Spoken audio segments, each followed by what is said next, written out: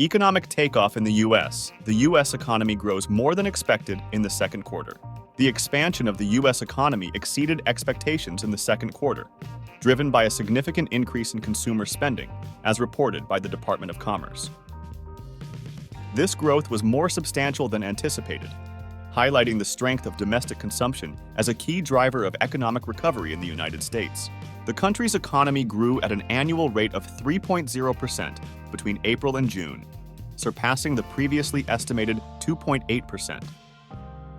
This upward revision reflects stronger economic activity than initially projected, highlighting the resilience and dynamism of the market during this critical period. The growth update reflected an upward revision in consumer spending, despite the high interest rates.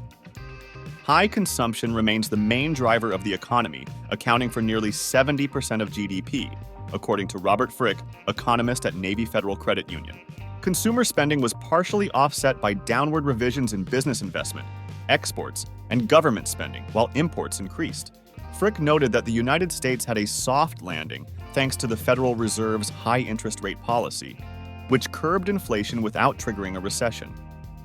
Despite the growth, interest rate cuts are still awaited, as the Fed raised rates to their highest levels in more than 2 decades. The central bank should consider lowering its rates at the next monetary policy meeting in September, although fears of an economic slowdown persist. The unemployment rate rose to 4.3% in July, and the number of jobs created was notably revised downward. The Department of Commerce reported that the economy created 818,000 fewer jobs than estimated for the fiscal year ending in March. This correction represents a 30% decrease from the initial figures of 2.9 million jobs created in a year to March.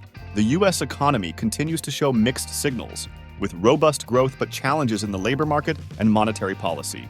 Don't forget to like the video if you enjoyed it, share, and subscribe for more news and tips on economics and finance.